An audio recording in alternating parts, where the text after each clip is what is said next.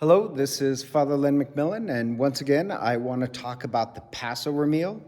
And so, for parents, if you can explain this. So, at the time of St. Paul, there's actually three things you need for a genuine Passover. And the first, of course, is the Lamb of God, but also you have to eat the unleavened bread. Unleavened bread is the bread that we use at Mass. It's kind of a hard bread. That's because that's what the poor would eat. It's called the bread of affliction. Remember, the Hebrews were slaves in Egypt. They couldn't afford the nice bread, and besides, they're about to be set free. It takes time to make the nice bread. So, bread of unleavened bread is the hard bread that actually the poor would have ate. So, you need the Lamb of God, you need unleavened bread, and you need to drink the wine. All three are considered a sacrifice. All three are considered the Lamb of God. And I want you to explain to your kids this. That's part of the Lamb of God because at the Last Supper, Jesus is the Lamb of God. And he makes the unleavened bread, says, "This is my body." And the cup, "This is my blood." But here's a little thing that your kids are gonna have other people say, "Well, no, you just need to believe in Jesus. That's all you need to believe in." Or just believe that Jesus died for you. That's all you need to believe. Well, let's talk about the Passover with Moses. Moses was commanded, you take the Lamb of God, you take part of the blood and you put it on the doorposts. And if you do that, then the angel of death can't enter your house. That's why it's called the Passover. And if you notice in the New Testament, that's a symbol of baptism, that we're washed in the blood of the Lamb at baptism. And so through baptism, if we're washed in, then death can't ever enter our soul. So that's being washed in the blood of the Lamb. Eating the Lamb of God is eating the Eucharist. But let's take this analogy.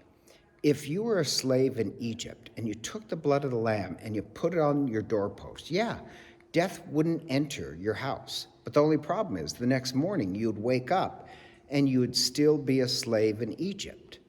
It's not enough just to be baptized. You actually have to eat the Lamb of God so that you can leave Egypt and enter the Promised Land.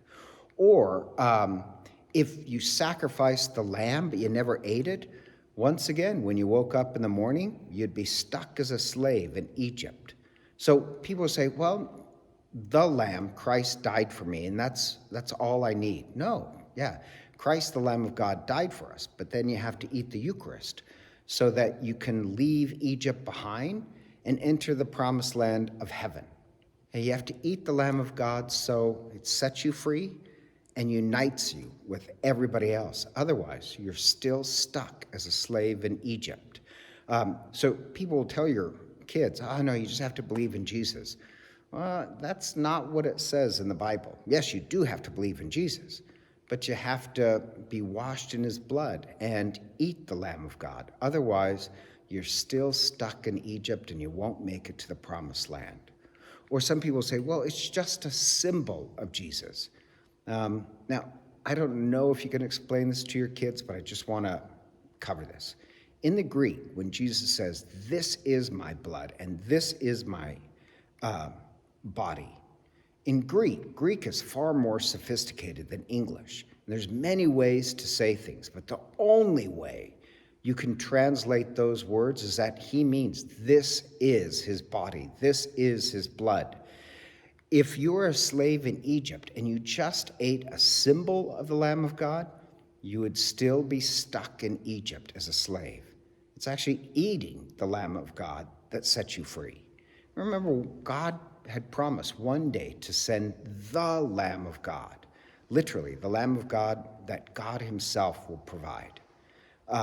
That's Jesus in the Eucharist, which we waited for thousands of years. And then Christ comes and he says, he is the Lamb of God. He doesn't say I'm a symbol of the Lamb of God. He is the Lamb of God. He is the meal that sets us free. So I just wanted to cover that with parents so that you can explain that to your kids in their own words. If they ever say, well, no, he's just good enough to believe in Jesus. Not if you just want to be stuck as a slave in Egypt. So God bless, and next week we will cover a new topic.